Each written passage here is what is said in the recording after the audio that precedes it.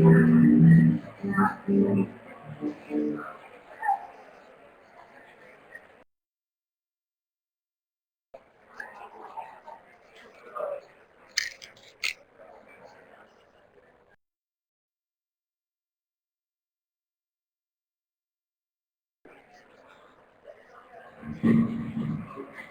right, good morning, everyone.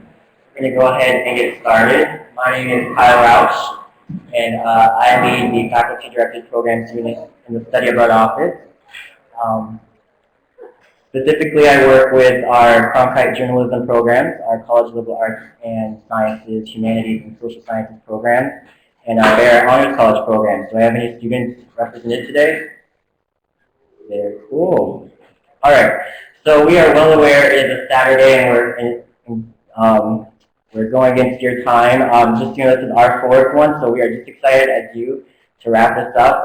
It's our hope that we will be done by hopefully 2:30, getting you out a little early. So we're going to try and get started very quickly. So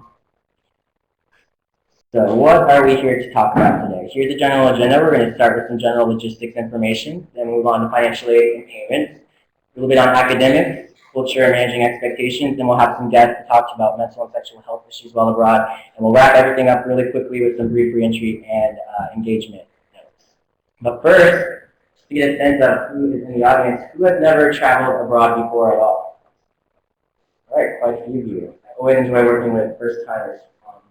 You're going to have such an incredible experience. Just to give you a little bit of information about me, my first time going abroad was actually in high school on an exchange program off the west coast of France, a small island called It was my junior year of high school, and I thought I was going to go major in microbiology before I did that trip, and afterwards I had changed my whole path and majored in French, Russian, and international affairs. And so obviously I really believe in the power of study abroad, as cliche as that might sound. So I'm super excited for all of you to have hopefully an excellent summer. And so really the purpose of this meeting is just to help prepare you. I know several of you have traveled abroad before, so please do share some of your experiences as we ask questions throughout the presentation. As I mentioned, if you do need a restroom, LSD right that way out this door is open, so feel free to dip out and come back in. And if you haven't swiped with your SUN card at the check-in desk, please do that so that way afterwards we can make sure to check this off in your online application. All right, so first I'm going to turn it over to my colleague Luis Vega so he can give you some general logistics information.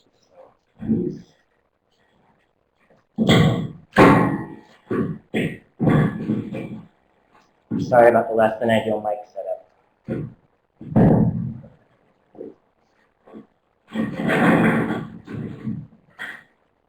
Hi. Can you all hear me okay?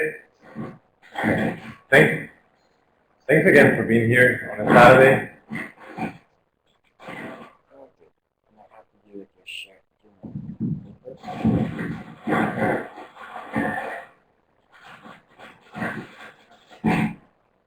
Let's try this again.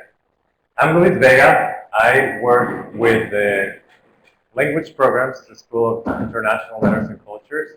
I also work with the College of Public Programs and with the Teachers College.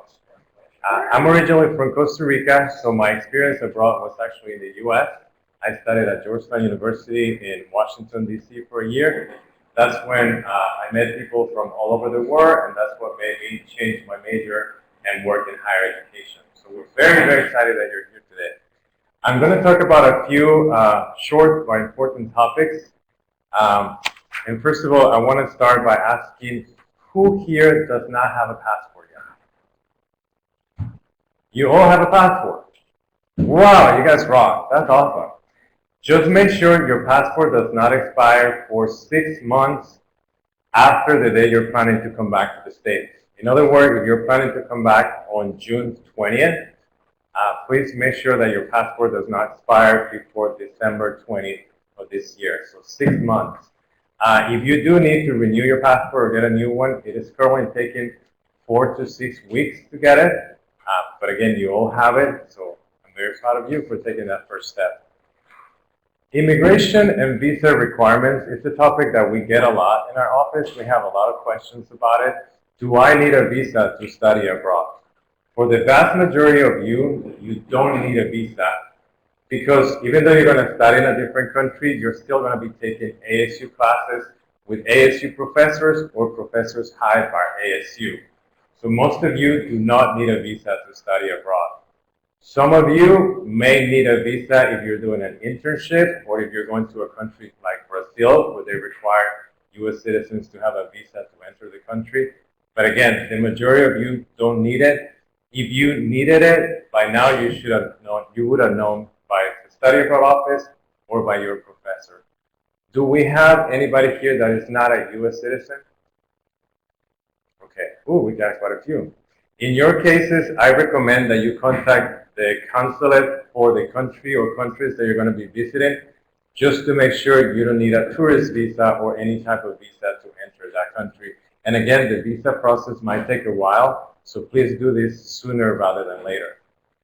Any questions about that? Okay. Perfect. Banking, credit cards, and how much cash should I bring with me? Please contact your banks, your credit card companies. Let them know you're going to be overseas. Tell them what country or countries you're going to be visiting and what dates. The reason being is, if you don't tell them and you try to use your credit card while you're in Spain or France or Italy, they might think your credit card has been stolen and they might deny that transaction for you. So please let them know again that you're going to be out of the country. When I travel abroad, I take 2 different credit cards with me. In case one does not work, I get a backup plan. In case I max out my daily limit, I get to use the other credit card as well. How much cash should you bring with you? I recommend that you bring just a little bit of cash for the first few days. Bring some US dollars, exchange it for the local currency when you get to the airport. And that way you have some money if you need to take a taxi or give somebody gratuities or stuff like that. After that, just use the ATM like you would use it here. Just be aware that US banks charge you for international transactions. So instead of going every day to the ATM to get 10 euros, for example, just get enough for a whole week, and that way you don't pay a lot in transaction fees. Traveler's checks, nobody uses them anymore, so don't even bother bringing those. I know some of your parents who are used to traveling might mention bring traveler's checks. In reality, nobody wants to deal with them, so I don't recommend that you guys bring those. I recommend that you do as much research as possible about the country or countries that you're going to be visiting. For example, what the weather is going to look like, what the currency is, what the exchange rate will be, who is the president or prime minister of that country, what's the national sport that everybody's so crazy about. The more, sorry about that. Let's try this again. The more information you know about the country that you're going to be visiting, the more likely you're going to be able to have a conversation with locals. You can be in a supermarket, in a coffee shop, and then just start a conversation with a new person. So it's always helpful to know as much as possible about your country. In addition to today's orientation, you are going to have or already had an orientation with your professor, the faculty director that is going to be accompanying you on the group. So just because you're here today, that doesn't exclude you for attending that orientation or orientations. And as Kyle mentioned, the only way for us to know that you're here is if you swipe your card or you get your ASU ID number from when you checked in. This is not an automated process, so you're not going to see that check off your study abroad application right away. It takes a few days. If by the end of next week you don't see it, please email your international coordinator and we'll make sure to check it out for you. Stay in touch with family and friends. Please, as soon as you get to your destination, give your parents a quick phone call, an email, just post it in Facebook. Let them know you arrived safely. You have no idea how many phone calls we get in the study abroad office from parents that haven't heard from their kids in 2-3 days. You get there, you're so excited, you meet new people, everything is so cool, and you forget you have parents back home. Please, just a quick phone call, Skype, whatever works best, let them know you arrived safely. After that, we recommend that you stay in touch with your family and friends. You will figure out what the best way to do that, whether it's phone, Skype, emailing, Facebook. But please don't spend all your time in front of a computer using social media when you could be out there exploring all these wonderful places that you're going to be visiting. You're paying a lot of money and you're spending your summers away. So please enjoy it, have fun, keep people aware of where you are. That's important. I get it. You want to share your pictures with everybody else. That's cool. But you will regret it. You spend 3-4 hours every day instead of going to all these magnificent places. Thank you again for coming, and I'm going to turn it over to Crystal now.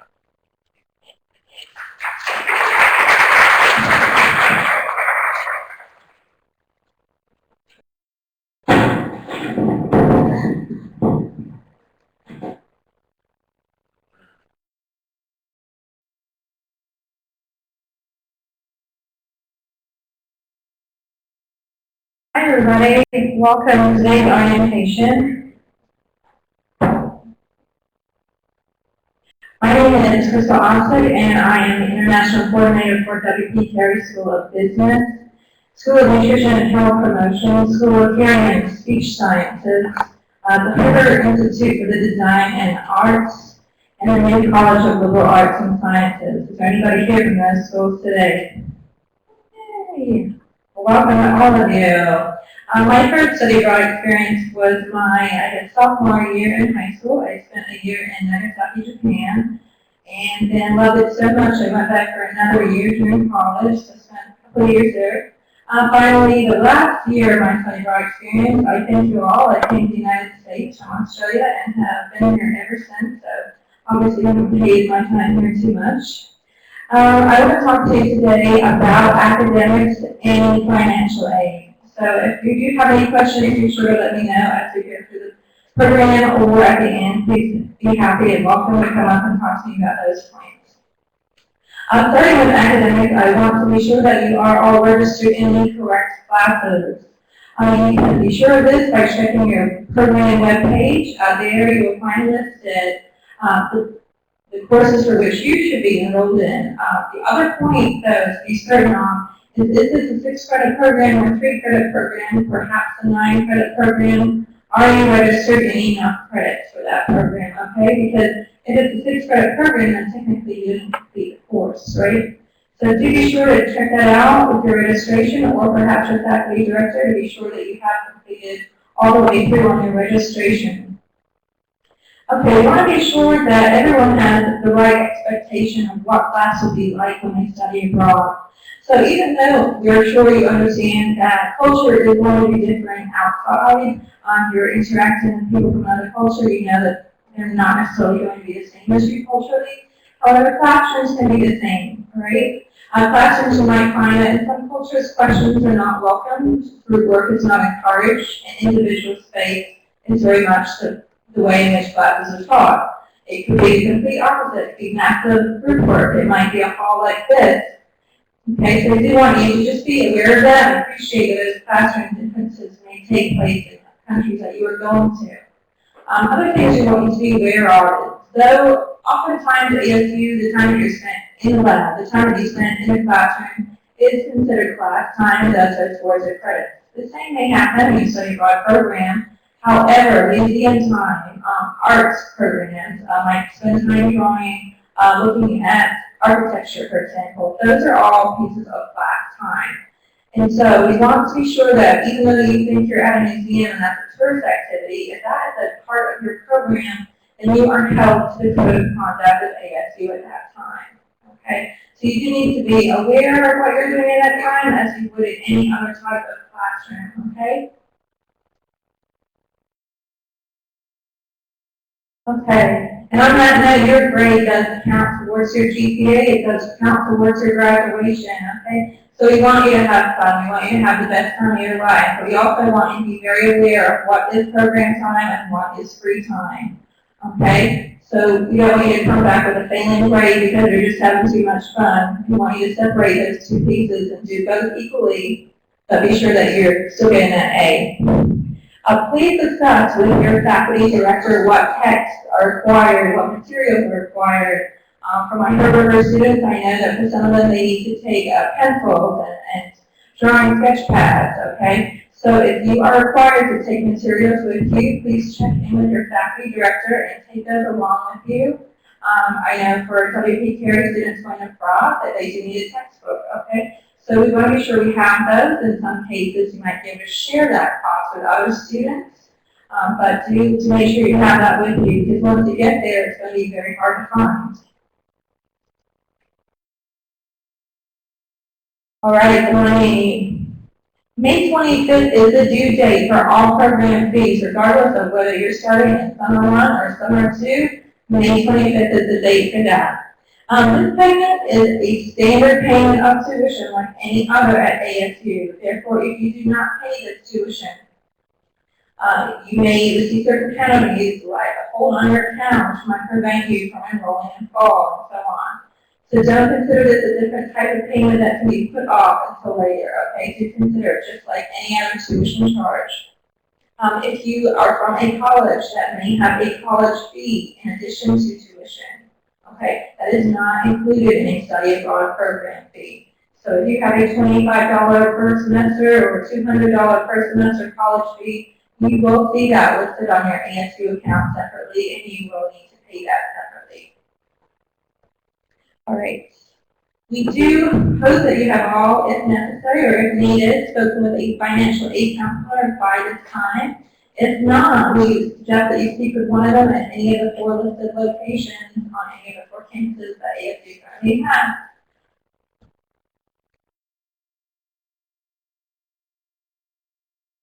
If you do have a fax on file, or if you have time to get one, all right, you can use that to have your financial aid package reassessed.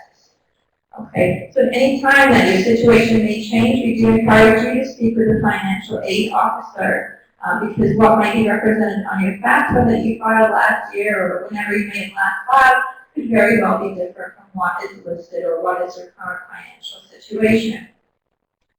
Cost sheets. I hope that some of you, I know I'm trying to use, so some of you have used the cost sheet so far.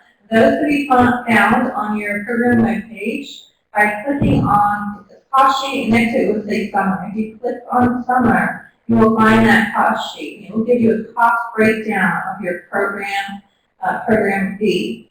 If you just print that out, and you can print it in our office if you need to, print it out and you fill it out, sign it, or print it in, and one of us will sign it, for which you do not need an appointment to stop by at any time. You can take that to financial aid, and they will be able to reassess your need for aid. Okay, in order to receive aid, you must be taking 6 credits over the summer for an undergraduate student or 5 for a graduate student. You can combine those any way you like. So if you are taking a program that is only 3 credits with us, then pick an online course separate, pick an in-person course separate that is also 3 credits, and you have completed your 6 credits total over the summer, okay? All of your 6 credits do not have to be on your study abroad program. You are able to accept your financial aid through My ASU just as you would in any other case. In addition to this, if you have received a travel grant from the study abroad office, it will be dispersed to you through financial aid also. Okay, so it will come out, we're hoping sometime at the end of April after financial aid has gone through their processes for the summer, and then that should be dispersed to you through financial aid into your My ASU account so you can check for it there. We do also want to encourage you to continue considering community-based funding at this time, okay? We're not sure of too many scholarships you might be able to start looking for now, so community-based funding would be a good one. I had a student tell me the other day that she has raised $600 through a donation-based website for her trip.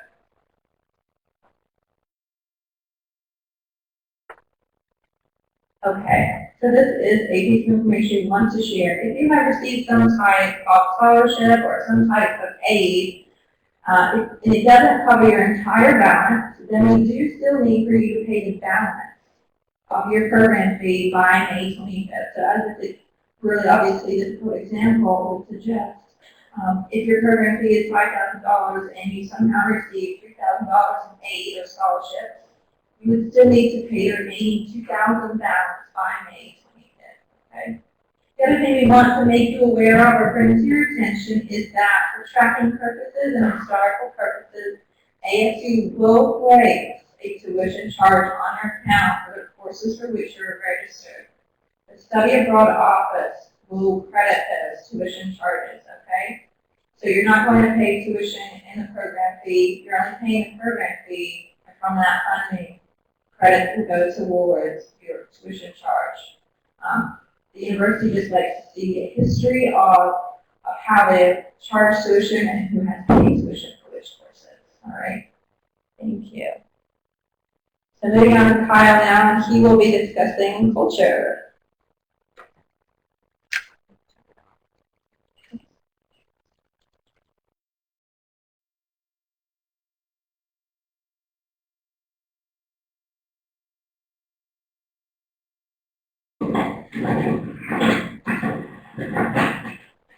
All right, so for my part, we're going to talk about culture, and if you would just indulge me in a simple activity, maybe you've already done this, reach out to someone next to you and introduce yourself, tell them where you're going, what program you're on. Take a minute to do that.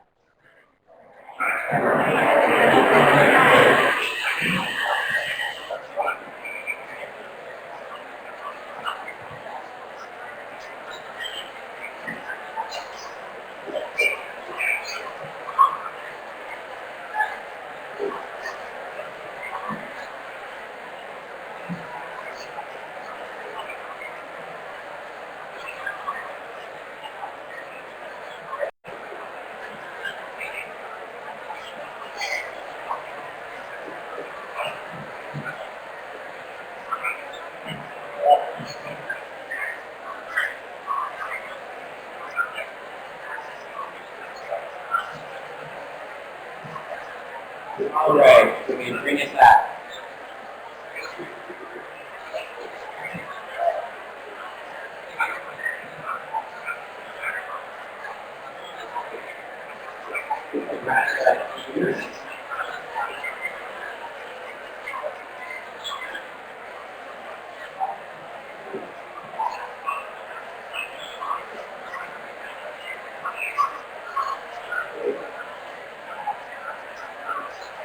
All right, everyone, thank you so much. Bring it back to the room. So it looks like none of you had too much awkwardness with that simple task. I typically use that because some people do find it really awkward, and that makes a good segue into culture. Part of why you're going abroad, hopefully, is to put yourself out there, get outside your comfort zone, meet new people, meet locals. So I hope that you will just do those exact things when you arrive in your country. Break out of your ASU bubble. As great as the friends you're going to meet on your program are going to be, it can be really easy to just rely on them as kind of a safety net, but hopefully you decided to take on this endeavor to experience part of the culture. So that's what I'm here to talk about today. And culture really, I mean, there are master's programs dedicated to this subject, so we could talk at length, especially because I'm passionate about it, I could, but I won't bore you with all those details. When I was trying to think how to talk about culture in about 10 minutes time, I thought one simple way would be to try to find a metaphor, and I just thought this was a silly but kind of true way to look at culture. Culture is like an onion. If you think of it, there are several layers to culture. And if you remember the movie Shrek, when he compared ogres to onions. Another really prevalent model is the iceberg theory, so thinking of culture as an iceberg. But all we're trying to suggest by this is that there are going to be very obvious things that you notice about whatever culture you're going to come in contact with. So the way they dress, the style of music they listen to, the food they eat. But the longer you stay in your host destinations, hopefully you'll begin to find some deeper aspects of that culture that aren't as necessarily obvious. And a really good example that comes to mind from my experiences are issues of punctuality. I consider myself to be a very punctual person, and I think American culture in general has this stereotype. And so sometimes I think when we're traveling to other cultures, we do find out that not everyone shares those same thoughts on punctuality. And so that's kind of an example of a piece of culture that's not necessarily on that surface layer. So can anyone think of any other things that might be kind of buried underneath when we think about culture? Shout it out. Eye contact. Yep. Gift. Greetings. Yep. Gift giving, perhaps. So think through some of these things. I hope that you'll just be an observant, good observer, and notate that, and talk with one another as you notice these things. It can kind of make for an exciting piece of your experience. So something that wasn't necessarily obvious to me the first time I stayed abroad was we have a culture. We have an American culture, or a North American culture if you're traveling to South America. And I know that might seem really obvious, but it's something that until I got back or until I met with other people, I didn't realize. So what are some words you think foreigners might have when they think about American culture? This is always a fun part. Lazy. Lazy. Loud. Outspoken. Last meeting, someone said fat. Rich. Entitled, yep. Any positive? Friendly. Good teeth, right? Well, I wanted to show this very brief clip. It's of a study abroad student, I don't think an ASU student, who's in Australia, and she just interviews some Australians and says, what do you think about American students? So let's take a look at what she found out. Street interview, so guess what I asked this time? What do I think about America? The first thing, probably like Hollywood type thing, but in a way that's more fake. Yeah. That's the first thing that pops in my head. One word about America, money. Oh, hot dog. Think of the culture and then think of the fashion. Johnny Cash. Chicago. Movies, TV shows, all that sort of stuff. Which is, you think that's what it's like there, that's what life is like there. I'm sure it's not like Mexico, which isn't really America. Yeah. TV shows, yeah. Movies. I think it's celebrities. Fast food and fashion, probably. Yeah, that's about a movie. And fast food. And Vegas. I think about Vegas. A black church in America, like those churches uplift your spirit in a whole different level than you can ever be uplifted. Like, you're close to heaven when you go there. It's like, girls, Europeans, stuff like that when I was growing up and watching all those cool American TV shows. I'm going to say I'm ignorant, sorry. People got period than we are. Really vibrant, happy people. It's hot. Jungle? The hot dog I had. Yeah. Pretty open, big place. Like, Yeah. somewhere I want to go party, I guess. You can get a bit of everything, I guess. Yeah. Americans, like the people, I guess. Quite I think, I'd say about half and half. I'd say that, like, Americans who are really relaxed and just really easygoing people, and then, they're happy just to have a chill night, and then other Americans that are really full on and really loud and opinionated, which is great, but just sort of the complete opposite, I think. So we're not all negative, right? That's good. So I show you that just to encourage you to start thinking, if you haven't already, about your culture, your American culture, and the fact that this is your opportunity to really change some of those negative stereotypes that are out there about Americans, and in particular, American college students. Kind of related to that idea is, aside from our culture as Americans, thinking about your own personal identities, your groups that you identify with. That could be your religion, your sexual orientation, your gender, your race, and start thinking about how the host culture that you're going to might perceive some of these groups that you identify with.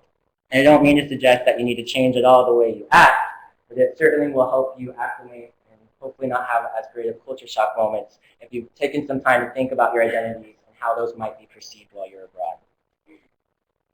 So continuing this discussion, I really wanted to delve into managing expectations and some perceptions of American college students while abroad. What we see here in these speech bubbles, every year we do issue program evaluations, and they ask things like, what do you think of the academics, the course excursions? But I found that through the years, most students seem to comment on what I think are kind of minuscule things about the study abroad experience. The internet was so slow.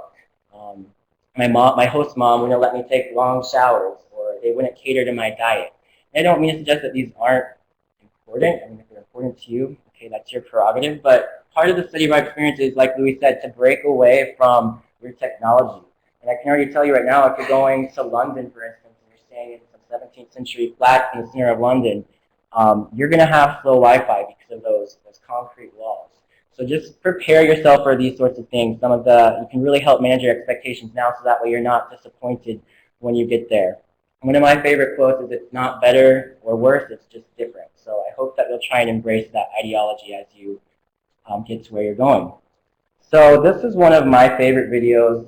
It's another short clip I'm going to show you called "Stuff Study Abroad Students Say." You might remember back when those things were kind of really popular on Facebook. For those of you who haven't studied abroad, it might make more sense or be more funny when you come back. But really, I'm showing it to you just to get you thinking about, again, some of these perceptions of American college students on short-term programs. I was guilty of saying some of these things, and when I look back, I cringe. I'm showing it to you now to hopefully help you be preemptive and not say some of these things. So let's take a look.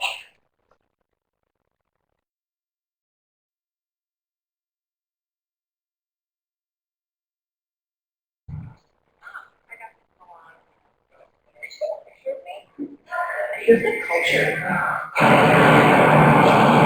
Where are we? Do you like a fry? Do you think you can drink the water? It's called Road. Literally change my life. Can you take a picture of it? Well, I have one flag, and then that flag, and then a flag. Yeah. We can sit here. Why do they hate ice? Like on point. I love the job. Take a picture of me, but it's a hot stone. That was embarrassing. Look at my passport. Want to take a home? It's like Monopoly money. Take a picture of me. She's got money. None of this is better here. Oh, so popular. How much is $1? Look at my picture. Well, why is it fake? You take a picture of me. Just put it right there. So transform it into words. All the way in Bolivia. There's more here. So much music here.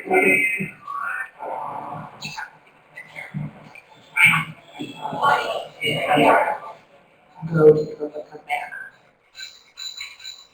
Is this a picture of me? Oh. All right. So kind of tongue-in-cheek, I can tell you though that every year I see groups that act like that, and that's fine. But hopefully, if you notice one of your friends on your program constantly saying, "Can you take a picture of me? Can you take a picture of me?" Say, "Hey, take a step back and let's realize why we're here." That's one regret I have was I was very rarely in the moment in my study abroad program because I was so hard pressed on trying to capture it on film. And so that's something I would do again if I had the chance, was just take less time being so connected to technology. Trying to think through things I say maybe before I say them. That one comment about, "They look so cute, I wish I could take one home," that's kind of really nerve-wracking, isn't it? So that was just to get you thinking about some of those things. Very briefly, to talk about culture shock. Most of you are going on short-term programs, so I expect you won't have to deal too much with it. But it can creep up from time to time, and so it's good just to acknowledge it and know that it is a normal process. Anytime you're going out of your comfort zone somewhere new, you're going to encounter things that are different and can kind of throw you for a roadblock. And so I really like this image because it kind of shows the whole process, not just the process of going over somewhere new, but also coming home. So you see at the beginning, there's kind of this up and down curve, and I imagine that's where you're at now, having to be here, prepare, do your research, study for finals. You're kind of excited, but also probably a little apprehensive. But I'm sure once you land there, you're going to be super excited and feel like you can conquer the world and want to go out and do everything. I really like that third smiley face. Can you see what they're holding? It's groceries. And this is because I think usually we encounter our first culture shock moment when we go to the grocery store abroad. I know that was true for me in Paris. I went to a local grocery store, got some fruits and vegetables, went to the checkout line, started a line forming behind me of Parisians, And the woman at the cash register started speaking at me in very quick French, and I started freaking out, not knowing what she was saying.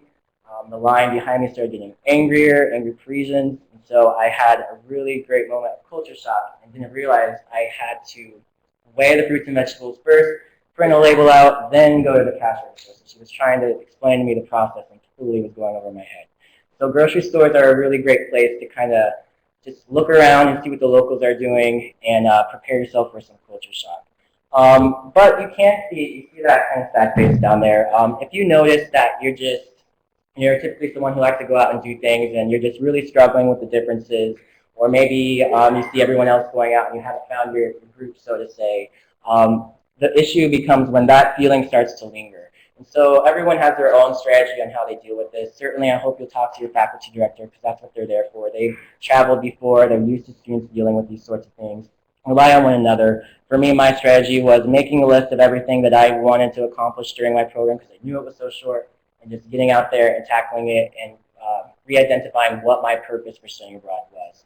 So I show you this not to say you're going to struggle with it. I don't want to scare you, but just be mindful, keep in the back of your mind that this could be something you're going to go through. But as you see, eventually you'll come up, be super excited, and before you know it, your program will end and it'll be time to go home.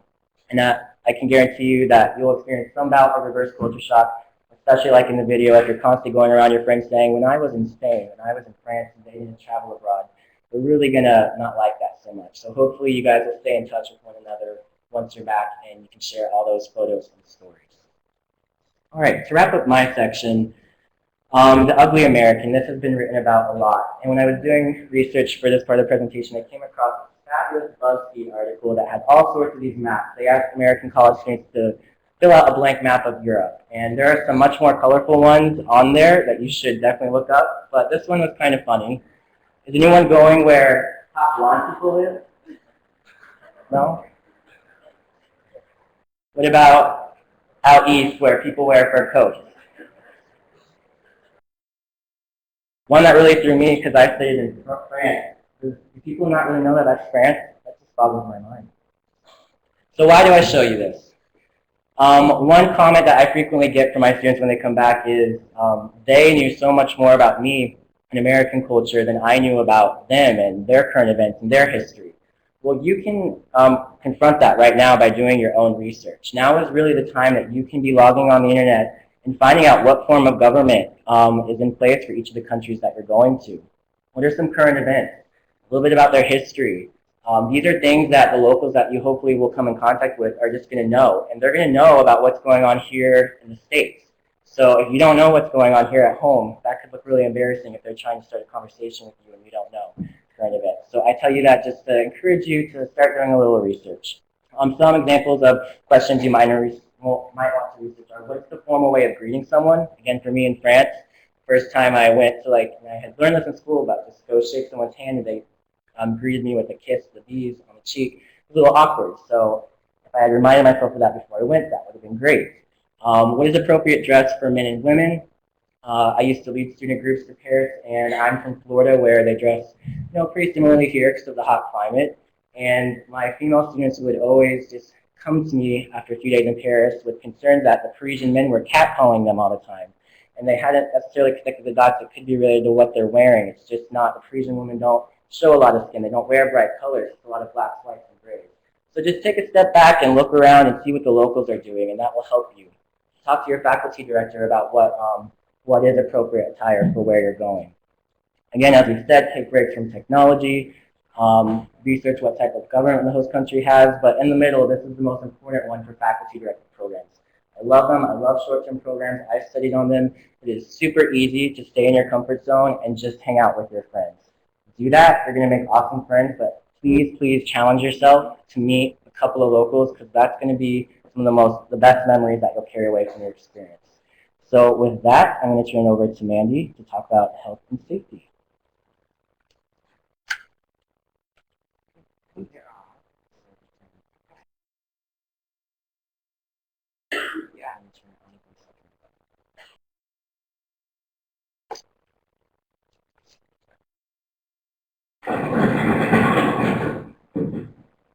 How are you? Ooh. Are we doing okay? Anyone? Are you guys okay? Okay, I was getting nervous. Wait, thanks. I'm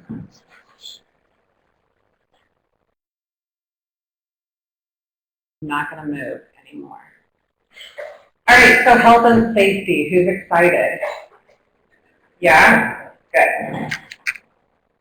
All right. So we are going to talk about preparing for health and safety before you go, and then we're going to talk briefly about how to stay healthy and safe while you're abroad. And the first thing is to fill out that student health questionnaire form. How many of you have already filled out the health questionnaire form?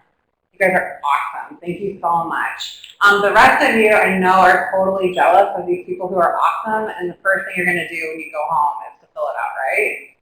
Yeah. I'll tell you why we want you to fill it out. It's really important because in this part you can disclose information that will help us to make your trip as smooth as possible. So if you have a serious allergy, make sure to let us know that so that we can inform your faculty director. Or if you have a dietary requirement, if you're a vegetarian or a vegan, that's really helpful to know so that we can plan for that with the meals. And if you are on medication, that's another important piece of information to let us know. So the things that you disclose on that form will help you to, sorry, down here. Huh?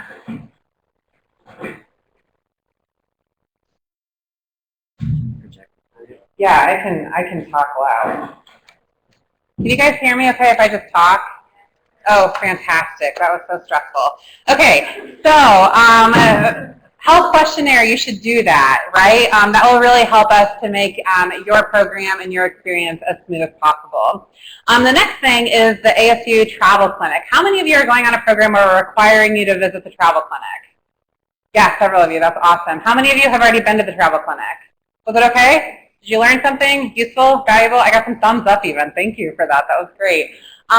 So we want you to go to the travel clinic, and the reason for this is because they will have really good program-specific or site-specific information about your program. But even if you're not required to go and you want to go, you're interested, you're on medication, you don't know if you can bring it into the country, or you just have specific questions, feel free to go to the travel clinic. You would just want to download this questionnaire, fill it out, fax it in, make an appointment. It sounded like a lot of steps, but they're really easy steps, I promise. And then go for a visit. And they can answer a lot of your questions about the site that you're visiting. The next thing is to check your local health advisories. We've talked a lot about research, and this is another place that you're going to want to do some research. What are the necessary immunizations, if there are any? What are the prevalent illnesses? How's the water quality? These are questions that you want to ask before you get to your site. Also, if you are on medication, can you bring it into the country? Some countries have a ban on particular kinds of medicine, so you just want to know if you're going to be able to bring it with you. Also, with medical supplies, like if you have like needles or something that you need to bring into the country with you. As far as medical supplies and medications go, bring an adequate supply for your program. Since you guys are on short-term programs, this will probably be easier than bringing a semester's worth. So just make sure that you bring enough for your trip. If you have any concerns about that, bring a prescription under the generic name, not the specific fancy, I don't know, name brand of your medicine, but the generic name. And also bring a doctor's note that says, so-and-so is supposed to have this medicine. What we ask you not to do is to fill a plastic bag with all of your different kinds of medication, right? Don't do that. Make sure that you have a bottle that has your name on it that's associated with you. And finally, know your surroundings. Where's the nearest hospital or clinic, and where is your FD or faculty director FD and support staff staying? So a lot of them will be staying on location with you, but you'll have some faculty directors or site support staff that will be off-site. So you just want to have an idea of where they are so that you can get into contact with them. Another preparation is your HTH insurance. As part of your program fee, HTH insurance is included. So you guys will all be covered. Have you all received an email welcoming you to HTH? Yeah? Fantastic. Yeah. So what we want you to do is we want you to take a couple minutes, log on to the HTH site and register, and you'll have your registration number, and you'll just want to print out that insurance card and bring it with you. You might want to store that certificate number in your phone, and then if anything happens, you'll have it readily available to you. This is really fantastic insurance as it is 100% coverage. If you call HTH before you go to the doctor, so 100% coverage means anything from I have a cold and I'm not feeling well and I need to go to the doctor to God forbid I've broken my leg or a volcano has exploded and we need to get the entire group out of the country. HTH covers all of it, so that's really great. If you can call HTH before you go to the doctor and say, hey, I am at this particular place in London, I need a doctor. HTH will help you find a doctor, and they will try to make arrangements ahead of time so that it's already paid by the time you get there. If you are in an emergency situation and you need to go to the hospital, please don't call HTH first. Just go to the hospital. And you might have to pay some upfront costs, but then you can submit a claim and get completely reimbursed by HTH. So it's really good 100% coverage. I'm seeing a hand back there. Yes.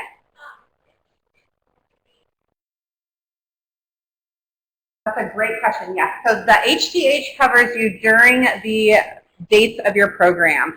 So if you're traveling before your program or you're staying after, that's fantastic. We really encourage that. But you'll want to look into getting additional health coverage for the dates outside of your program. And one of our suggestions is geobluetravelinsurance.com, which you can see up here.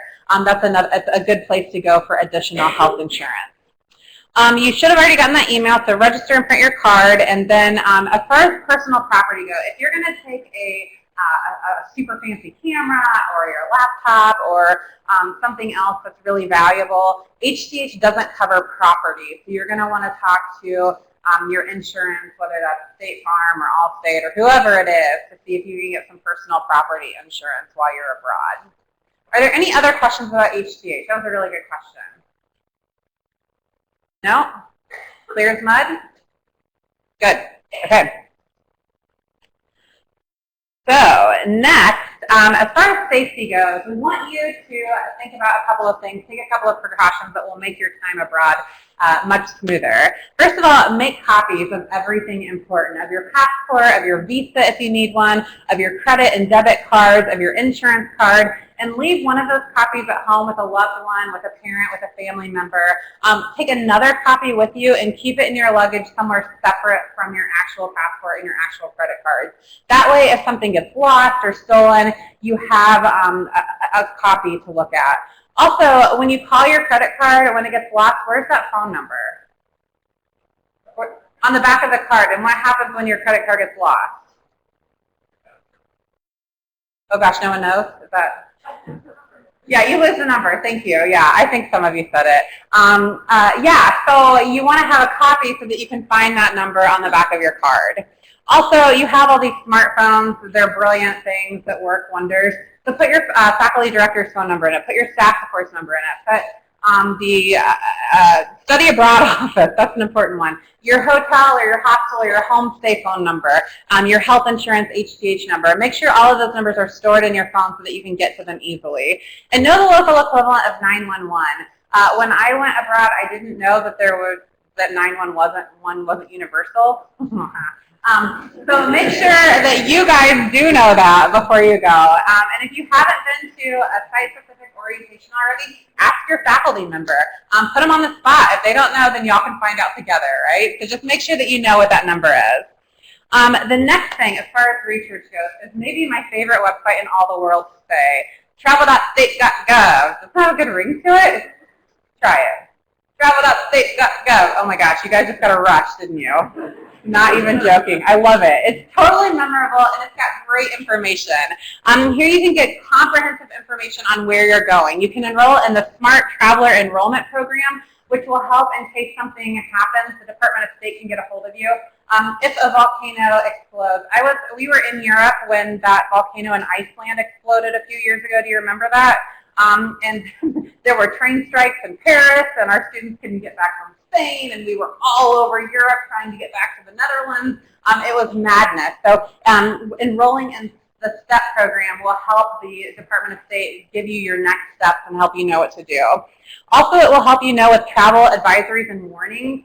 The reality is you guys are going to go on these programs and have an amazing time, but sometimes bad things happen. That's just the reality. But you can know that on your weekend trip, if you've looked at these travel warnings and advisories, and you are planning on going on a weekend trip that's going to take you on a bus down Bone Lane, right? Because everyone is abducted and killed on this road. You're going to know to avoid that road, okay? So that's what we want you to look for. And then also country-specific information. So if we look at travel.state.gov, we see that in the middle section, we can see where the Smart Traveler Enrollment Program is. You can learn about your destination. We have alerts and warnings. So there's all the information right there on the homepage of travel.state.gov. Yeah? Okay. It's a thing. Something that's not nearly as cool to say, but also full of good information is cdc.gov. Lame. But it's the Center for Disease Control and Prevention, right? So that also has really good information that you want to do as you're looking at research. And then finally, just remember that you are bound by the Code of Conduct at ASU, the Student Code of Conduct. So make sure that you're familiar with it. We know that you've seen it in your syllabus, in every single syllabus that you've ever gotten in every class. Just make sure that you know that even though we're going overseas, you're still bound by that. And to know the local laws. Local laws are different than our laws here, and you're bound by those as well when you go abroad. So just familiarize yourself and, again, do that research. Anyone have any questions? You guys are brilliant, soaking it all in. Okay, so now that you've prepared to be healthy and safe abroad, I want to show you a little skit that we hope will be the antithesis of your experience, okay? Already auspicious.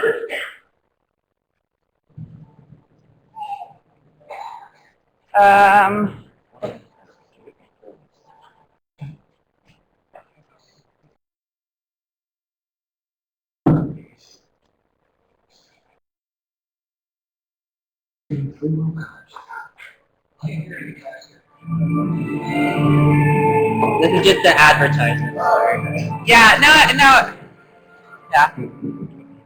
Mr. Ronaldo, can I have a picture, please? Yeah. Thanks. Thank you, Kyle. Connecting every third of the game. Flying Emirates. Hello tomorrow. Who's going to Brazil? Yeah. I mean, why can't there be something like this that brought us a million states? Totally. Why can't our country embrace beauty like that? I mean, we Americans are just locked into our consumer. Ooh, what? This guy over there is just checking you out. The one over there? No, he's not. Yeah, he is. Maybe it's because you've been staring at him during this whole meal. What? I have not. I've just been enjoying my wine. Yeah, that's right. Oh, guess what? Coming over here.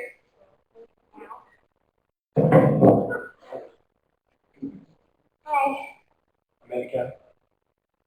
I'm Danielle. This is Lisa. We're from Chicago. You have beautiful eyes. Oh, thank you. Hi, I'm Martin. I would like to invite you both to come with me to Sevilla for the weekend. Wait, where? To Sevilla. I have a villa there. We live in 1 hour. What's in Sevilla? There is a fountain. It is raining. It inspires me with love. So you want us to just drop everything and come with you to Sevilla? Why not? We spend the weekend. We eat well. We drink good wine. We make love. And then I will kill you. I'm sorry, what? I will kill you. It is what I do. I take women to my home, we eat well, we drink good wine, we make love, and then I kill you. With almost poison. Oh, really? No, we don't think so. Why not? Life is dull, life is full of pain, life is short. Shorter with me. This is a chance for something special. Oh. I have a car ready to take us to Sevilla, seat 3, going there, and 1 coming back, because by then I will have killed you. See, come on.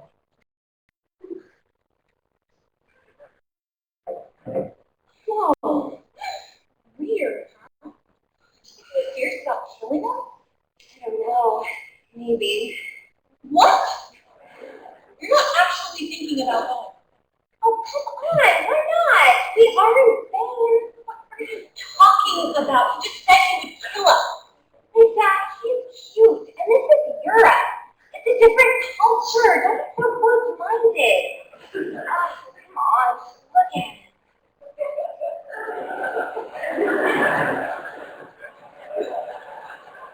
Oh, you have to admit, he's cute. That's not the point.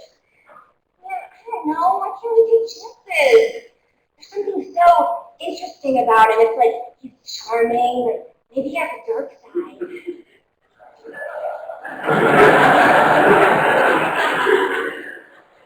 So you want to go with him? I'm young. But if there's ever a time to go to Sevilla and get murdered by a stranger, this is it. It's my decision. So, have you made up your mind? I kill you. You know what? Yeah, we have made up our mind, and we might love to go to Sevilla. Sevilla? I'm not. You only live once. Come on with them. Please. Come with us. Well, I kill you. so all right. Okay. Gracias. All right, we'll go. But no poison. Oh, maybe a little bit. We'll see. Oh, God. ¡Española! Hey, have attention.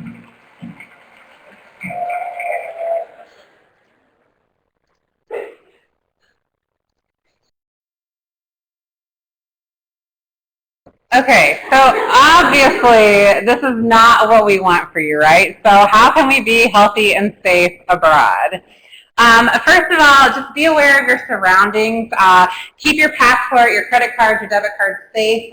If you're going to be wearing them, get a passport pouch so that you can put all that stuff in and keep it under a layer of clothing. Don't keep your wallet in your back pocket.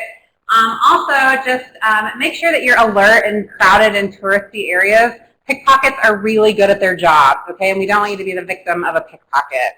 Also, travel and explore with a buddy. It just seems like cliche advice. Keep with a buddy. But we really, really mean it. And this is a good opportunity for compromise. You want to go to the Louvre. Your friend wants to go to the Musée d'Orsay. How do you work it out?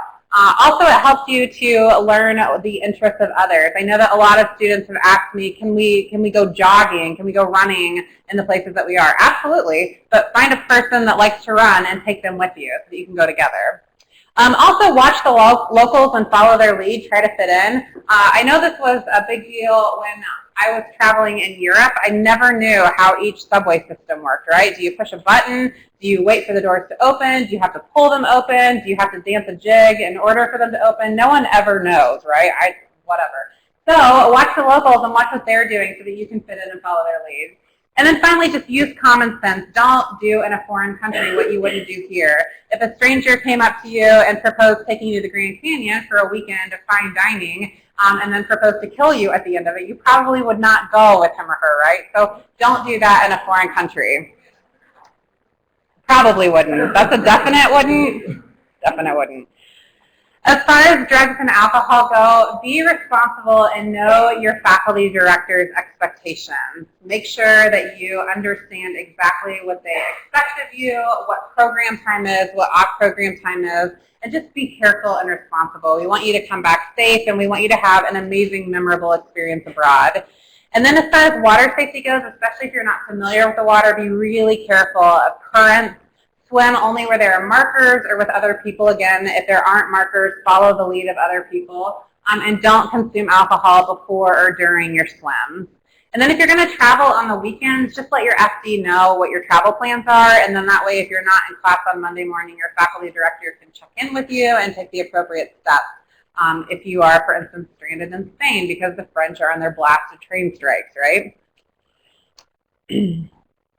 As far as emergencies abroad, which we hope that you won't have, but in case you do, know your faculty director's emergency preparedness plan. You guys will have an on-site orientation once you get to the city, and your faculty director will tell you what the plan is in case there's an emergency.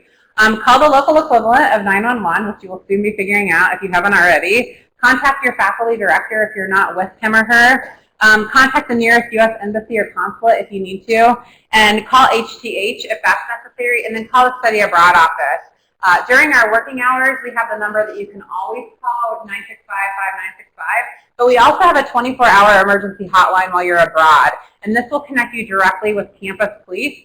Tell them that you're a study abroad student, and then they will immediately get in contact with our office and start the wheels turning for whatever needs to happen. That number is pretty easy to remember, 480-965-3456, right? So make sure that you have that in your phone and that that's available to you overseas. Does anyone have any questions? You guys are all geniuses. That's brilliant. Okay, perfect. Well, I'm going to let Luis come up then and introduce our guest for our next section.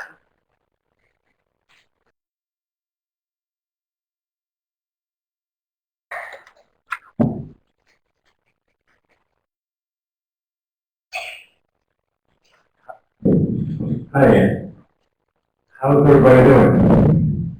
I know we have thrown a lot of information at you. Some of these topics are not fun, and we don't do this to scare you. We just want you to be prepared and have a great experience. For the next topics we're going to cover, the study of our office is very important, and you hear them from the experts. Unfortunately, the majority of incidents or accidents that happen to students abroad have to do with alcohol abuse, sexual harassment situations, or mental health situations. And we have great resources here at ASU that can help you be prepared to deal with those types of situations. Hopefully you won't, but if you do, then you will know what to do. So today we have invited James from ASU Counseling Services and Kimberly from ASU Wellness.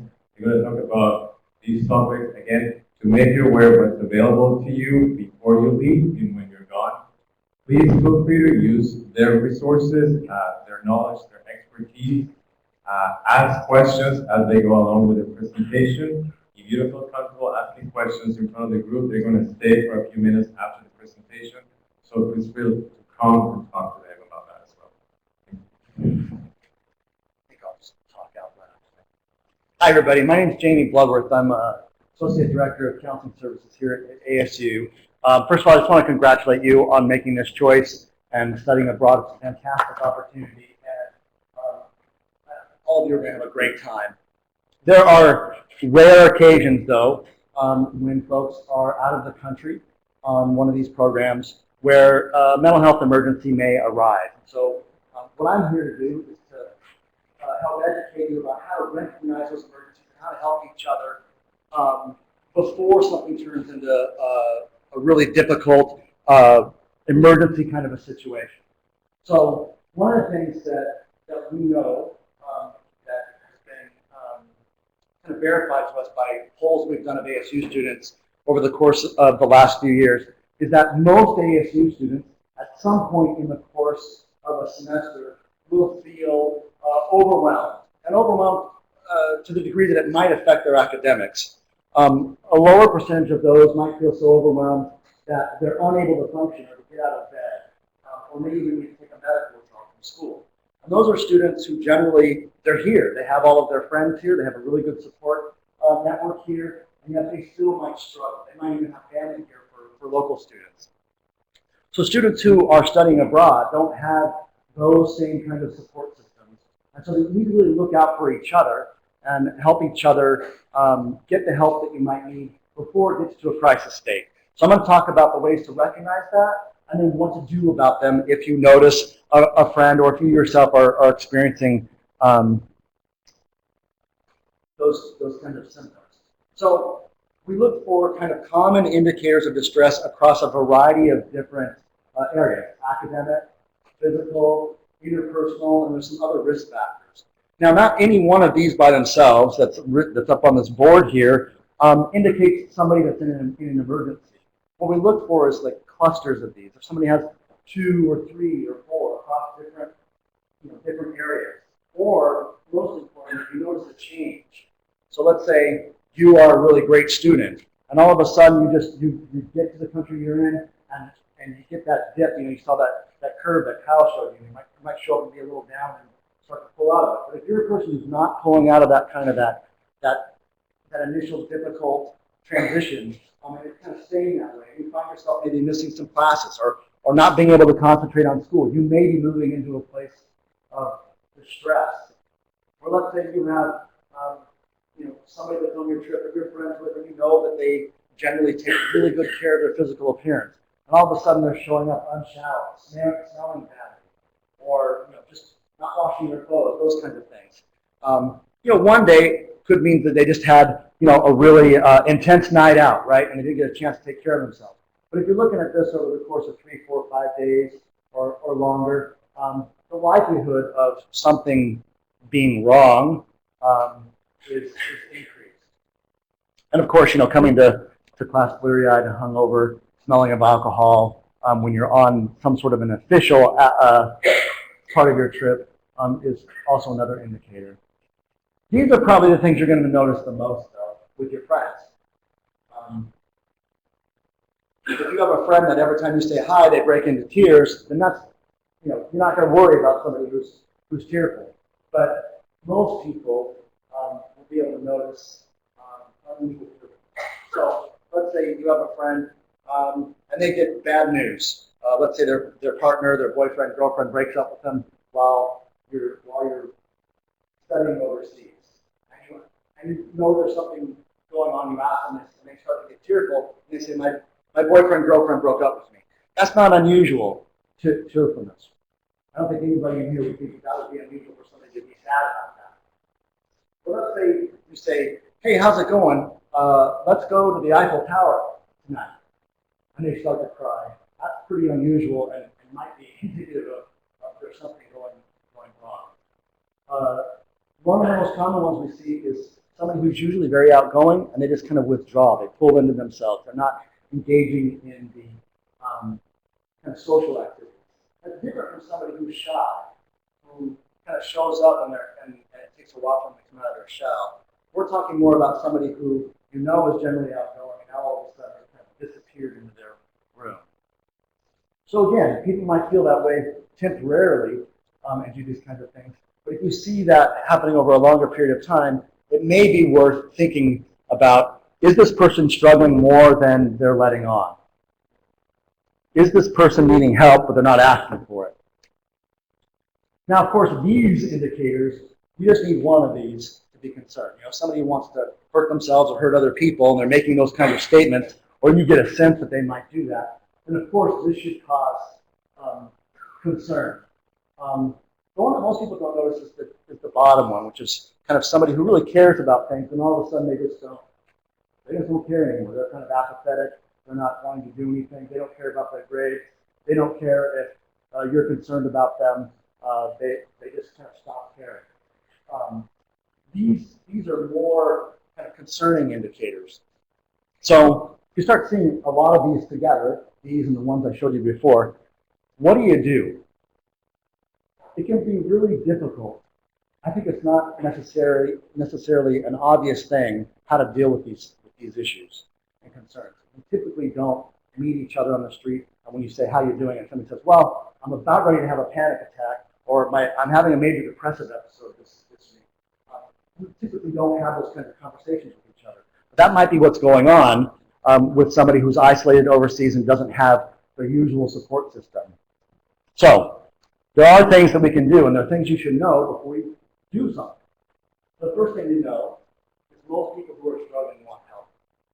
They really do. They don't know how to ask for it usually, and they ask for it in ways that aren't obvious. They just want to say, hey, I need your help. What they do is they stop washing their clothes, or they start getting drunk every night, or they socially withdraw. That's a way of asking for help without actually asking for it. Most people, when they're offered help, respond really well. It all depends on how you offer the help. So how you offer help, first of all, you need to trust your instincts. If you feel like something's wrong, it's important to listen to that feeling, to not ignore it. Don't be just like a passive bystander and think that, oh, well, somebody else will take care of it. The faculty director probably knows this person is struggling. The faculty director probably doesn't know the person's struggling because there's so many other things that are going on. Importantly, discuss your concerns with the person that you're concerned about. But don't but don't make interpretations. If you can focus on their behavior. So let's say, there's one thing going out and having fun, having a few drinks, maybe you're drunk one night, right? That happens, right? Happens to a few of us in this room. So, but the person that's going out and getting hammered every single night, throwing up, just getting really sloppy, right, and embarrassing something. It's important to say, to focus on the behavior of that and not focus on that you think they're an alcoholic. I think you're an alcoholic. It usually does not lend itself to a positive reaction when the person is on the receiving end of that statement. But you say, Kimberly, I'm really concerned because when we first got here, we were having so much fun. But the last 5 days, we've really just kind of been, when we go out, getting really kind of very drunk, and I had to try to escort you home, and you threw up 4 or 5 times on the way home, and I'm really getting worried that that something might be wrong. Are you okay? And then if they say no, I'm not okay, it's important to avoid advice giving without kind of asking for their permission, because most people don't respond well to, I think we should do this. I think we should just go out tonight with all of us and forget about your boyfriend or girlfriend who broke up with you and hook up with somebody in the bar. That might be good advice for some people, but for other people, it might make them more sad, right? It might be exactly what they need, right? But it might not. And so it's important, I think, to ask them permission. Hey, can I help you? I've got an idea how this might get better for you. Ask them how you can help. And importantly, so you ask them, are you okay? Is there something wrong? Don't say this. Don't say, if you tell me, I promise I won't tell anybody. Because if they tell you, yeah, I'm getting ready to take a jump off on the bridge tonight, you can't keep that a secret. So it's important to let them know that you're going to keep private what you can keep private, and that you're only going to tell the important stuff to somebody who needs to know. You're not going to be posting on Facebook or Instagram or any of that sort of stuff. If you need to, you'll inform the trip leader, the professor, the faculty director. And again, I think when you inform them, let them know what it is that you're concerned about specifically. I'm concerned that this person isn't doing well because I saw them do this. I heard them say that. I know this isn't nobody likes to think about this stuff, but I'm thinking that if we can keep one person from having to come home before their trip is over because you were able to talk with them and get the faculty director involved and get them the support that they needed before things got out of control for them, they could probably finish out their trip and do well and have a good time. Without somebody keeping an eye on each other, sometimes people kind of go down a dark hole that they don't need to go down, and now all of a sudden we're looking at contacting HTC, the insurance company, to arrange a flight for somebody to come home because they're kind of falling apart.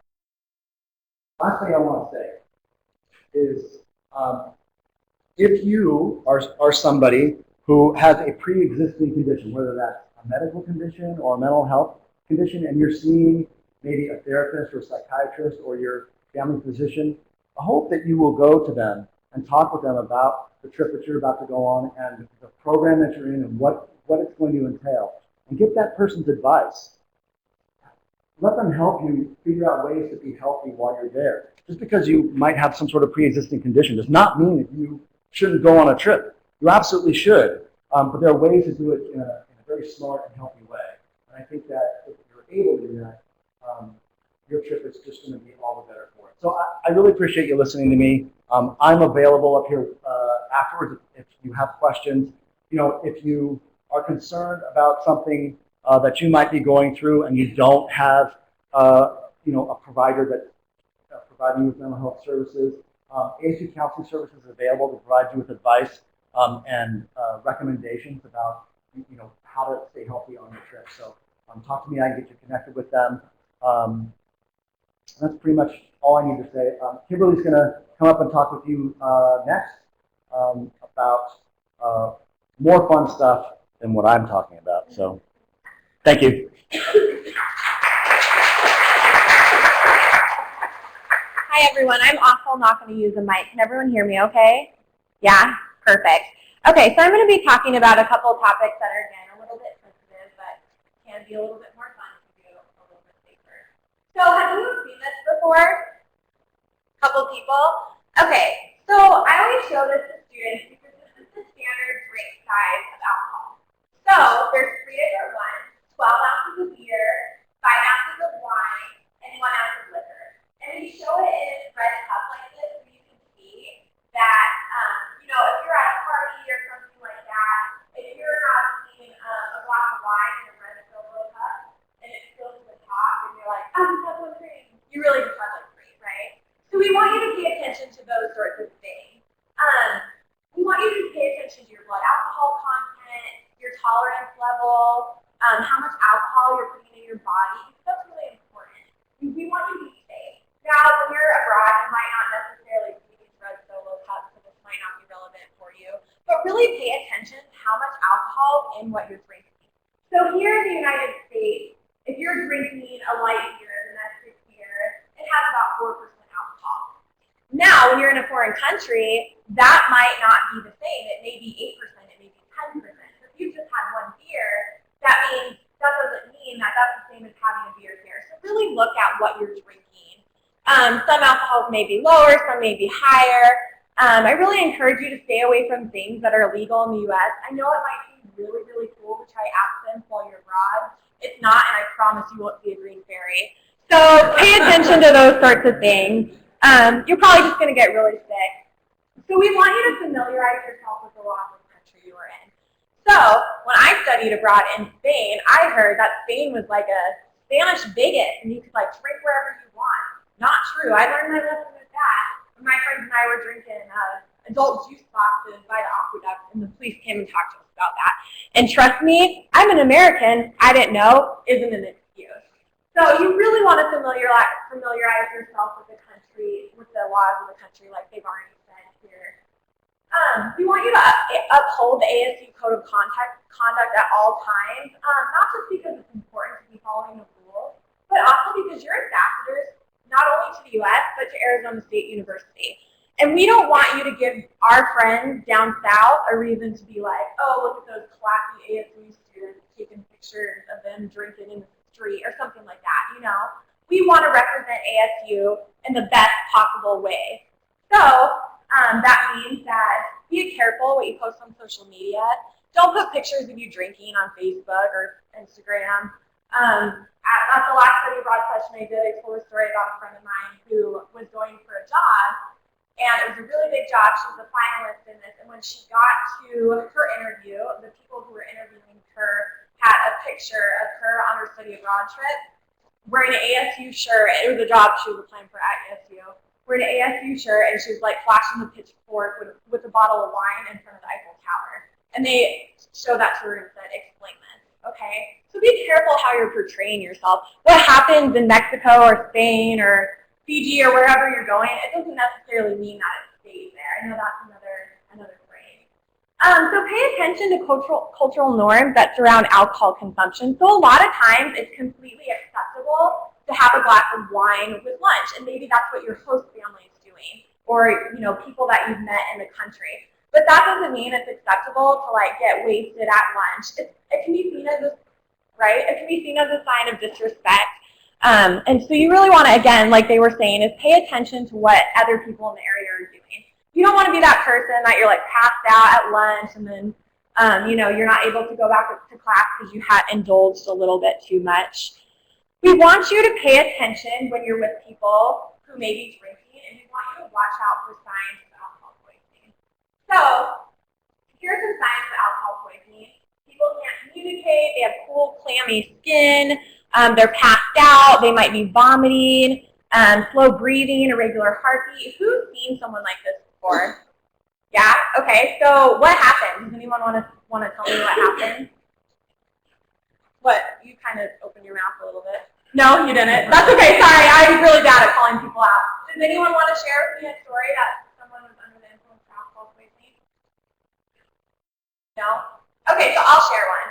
So one time I was at a party, and I saw a girl that was passed out. She was throwing throwing up on herself, and everyone around was just still partying like nothing was going on. And so as a student, I was kind of thinking, I don't know, should I call 911? What should I do? I didn't really know what to do, but no one else was doing anything, so I didn't know how to react. So finally I had that gut feeling that something wasn't right. So I called 911, she went to the hospital, and the doctors told us that she would have died if I wouldn't have called 911. So pay attention to those things. It's easy to miss them if you're not looking for them. Vomiting, that's a sign of alcohol poisoning. I know a lot of times people throw up when they've been drinking. That's a sign they've had too much. Their body's rejecting it. Now, I'm not saying if someone starts throwing up that you need to call the equivalent of 911. I also didn't know that until today, so I learned something.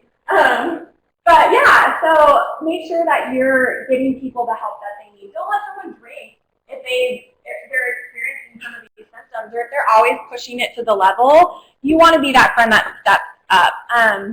Another important thing is sexual behavior when you're abroad. So a lot of times people choose to have sex because they think that everyone else is having sex. I know it sounds like a very bandwagon high school thing, but we ask students all the time in anonymous surveys, why did you choose to have sex? And they say, oh, because everyone else was having sex, and I didn't want to be that only person that wasn't. So 1 out of 3 ASU students actually hasn't had sex in the last academic year. So that's a lot more students that we would have faced. So don't give into that peer pressure. If you are choosing to engage in a sexual relationship just because you think it's expected of you, or because I'm in China, I better have sex, or whatever, that's not true. I just use China. So don't assume that someone wants to have sex with you. You know, if someone's giving you those elevator eyes, things are different in different cultures. That might just be meaning they're giving you a friendly hello, or maybe it doesn't mean they want to come talk to you. So if you don't want to talk to them back, don't look at them. You know, don't give them that attention. And most importantly, make the decision that you're comfortable with. If you choose to have sex, it has to be about you, not because Martine wants me to, not because you know, my friend over there told me I had to, whatever. It has to be about you. So we want you to always use barriers, obviously, when you're having sex, including oral sex, because you know, when it comes down to it, we want you to be safe. We want to make sure that you're not getting sick while you're abroad. So most sexually transmitted infections do not show any symptoms at all. So again, when we usually ask students, like, what are some signs of STDs, they say bumps or lumps or redness or whatever. Those things aren't necessarily true, especially right after you come in contact with it. So that's one main reason to use protection. If you've had unprotected sex and you're really worried about it, well, you should be getting tested anyways, but use your health insurance. It's really great that you have 100% coverage. Usually you should get tested 2 to 4 weeks after sexual contact, unprotected sexual contact. So since most of you are going on short-term trips, you could probably wait till you get home, depending on when this happens. Again, use a condom or other barriers during all sexual acts. And bring barriers from the United States. Does anyone know you can get 3 free condoms a day from the pharmacy? Yeah, a couple people. The pharmacy told me they have one guy that goes there every single day to get his 3. So he's stocking up. And you can do that too if that's something that you want. Okay, so go to the pharmacy, get those barriers. The reason why we ask that you take them from the United States is some countries don't have the same laws and regulations we have here. So we don't necessarily know that what you're using is the same quality as what you would get here. So if anyone also wants to, you know, be that person on their study abroad trip that is the condom queen or king, you can come to my office and I'll give you a big bag of them and you will be the most popular person on the study abroad trip. So, not really. So sexual misconduct. So sexual misconduct includes sexual harassment, sexual assault, intimate partner violence, rape, or threat of any of these things. This is completely unacceptable, it's disrespectful, it's illegal, and it's against ASU code of conduct, among all other things. So consent is required before engaging in any sexual act. Does anyone want to tell me what consent is? It's my favorite thing. Anyone? I know someone knows. Yes, consent is a yes. What does that yes have to be? It has to be sober, right? So if someone's under the influence of alcohol, or you're under the influence of alcohol, that's when you choose to not have sex with them. What else does consent have to be? It has to be verbal. So when you're in a foreign country and you don't necessarily know the language that that other person's speaking, and you're not sure if they're saying yes or no, that means no, okay? Lost in translation, all that type of thing, that's not real when it comes to sex, because you want to make sure that you're getting consent from people. So these are some ways you can get consent. We want it to be enthusiastic. So if someone says to you, do you want to have sex with me? And they're like, yeah, sure, I guess. Do you think that's okay? No, not at all. What if they're silent? Is that okay? No, not at all. If they tell you to stop, you stop. So we want you to say, do you like it if I touch you here? Is this okay? Can I move forward? Is it all right if I touch my ear to your knee? Or whatever you want, communicate that to your partner. So alcohol is the most commonly used substance when it comes to sexual assault. So when you're abroad, we absolutely want you to cover your drinks to make sure that no one puts anything in them. But when it comes down to it, perpetrators of sexual violence most commonly use alcohol to get people to have sex with them. So watch out for your friends. Watch what they're drinking. Designate that sober drinker or sober drinker. That doesn't make sense. So designate a sober walker or whatever it is. Every time you go out, someone that's going to make sure that everyone's safe, everyone's having a good time, and everything's okay. So 2/3 of students who are victims of sexual assault were under the influence of alcohol. This is national data. When we look at ASU data, it's 90%, which is really high. And 90% of sexual acts or sexual violence are acquaintance sexual assault. So that means it's someone you know, someone you've seen before. It's Martine that's taking you down to Sevilla to kill you. Someone you know. So we want you to watch out for stranger danger. That's a real important thing. But also, make sure you're respecting that person you know. Just because they had sex with you last Tuesday or because they texted you and said, I want to have sex with you tonight, doesn't mean that in the moment that's still true. So if someone's a victim of sexual assault, it is never, ever their fault. So if someone comes to you and says, I've been sexually assaulted, we don't want you to ask them, who were you with? Why were you there? What were you wearing? None of those questions are relevant. All that matters is that someone did that to them and that we need to get them the help that they need. So what I want you to do is, before you leave, I know that they have some numbers for you to put in your phone. I also want you to put the number to ASU Counseling Services in your phone, and I have it up here on the screen.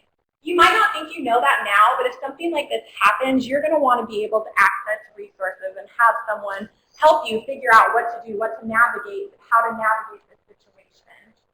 So the most important thing with all these topics is be an active bystander. Again, it's easy to miss something if you're not looking for it. So watch out for your friends. Notice what's going on. Interpret it as a problem, and then figure out what are you going to do to help your friends. In this situation with Martine, do you think Lisa solved that, problem in a good way? No. So for a while she was like, we're not doing this. This is crazy. He's going to kill us. No way. But when it came down to it, she caved, and she was like, whatever. We're in Spain. Don't do that. Don't be that person that's going to help put your friend in danger because you're not willing to step up and say no. Do whatever you have to do to get your friends out of the situation. If someone's experiencing mental health, they're starting to experience the symptoms that Jamie talked about earlier, talk to them about it. If someone's starting to post things on their Facebook page, like I'm going to jump off the Eiffel Tower or whatever, notice those, talk to those people, and don't let those things pass you by. Be an active bystander. Step up. So here's some numbers.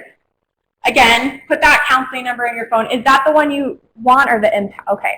Okay, so that's an important number to have. And then also my number as well is on here. We don't do any sort of intervention, but if you just want more information about any of these topics, please call me, let me know. I studied abroad as well, so I know some of the challenges that you will experience. I'm so excited for all of you. You're going to have an amazing time. I brought with me some chapstick and hand sanitizer in the back. Please take it. I don't want to take any of it back to my office, so take 2 or 3 of them. I promise you're going to want that hand sanitizer when you have to get on those subways and stuff like that. So again, take that. I also have a little keypad that has access to information to access our resources page here at ASU. It has all the numbers that I talked about, that most of the numbers they talked about on it. And take that, again, you might not think you need it now, but you never know. We want you to be prepared. So again, I'll stick around as well. If anyone has any questions, please come talk to me. I like talking. Oh, I don't know why I did that. Thank you. All right, so thank you so much for your attention. Thanks, Kimberly and Dr. Bloodworth.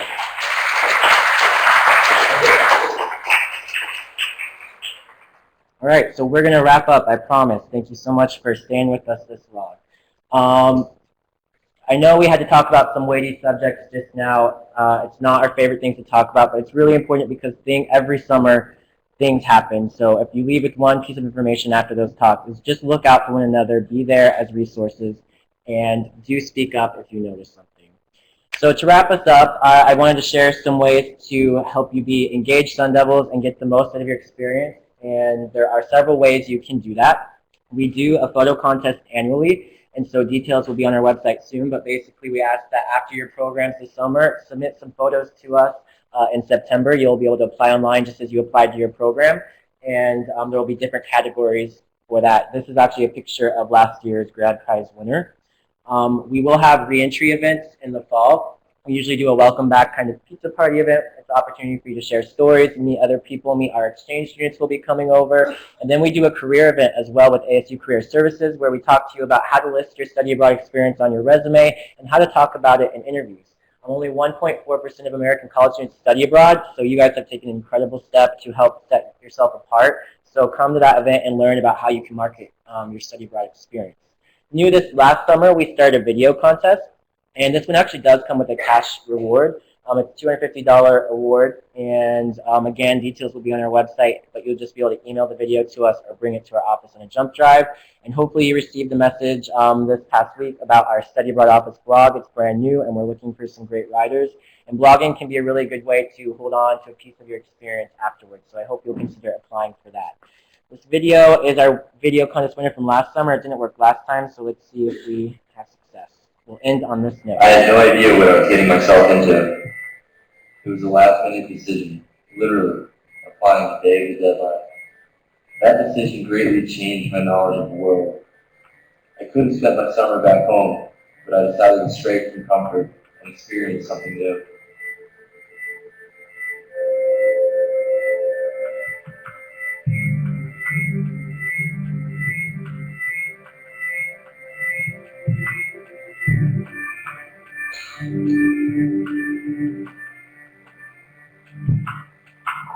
History preserved forever by its ancient architecture. Rome is a magnificent city.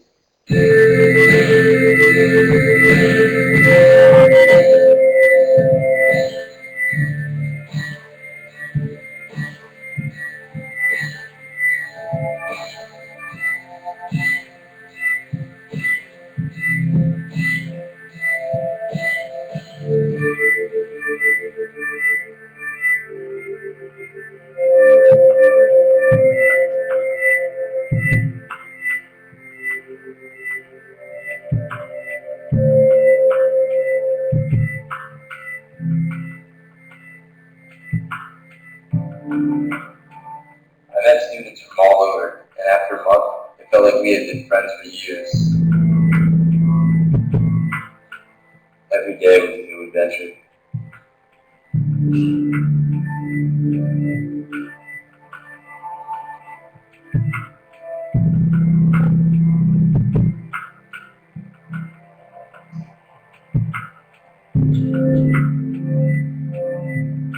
I'm glad I studied abroad.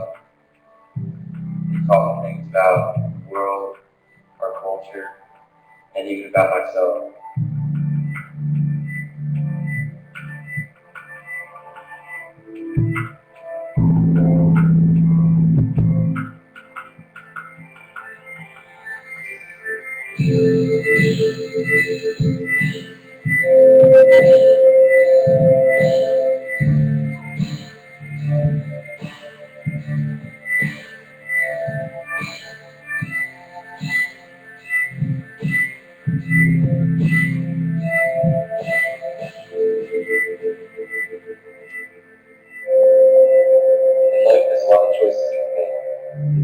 abroad while I was still in college is one choice that I'm definitely proud of.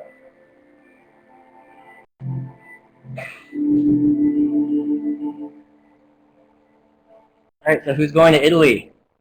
Who's excited? Very cool. Well, thank you guys so much. I'm so excited for you guys. Have an awesome summer. We're going to stick around if you have any questions. Thank you.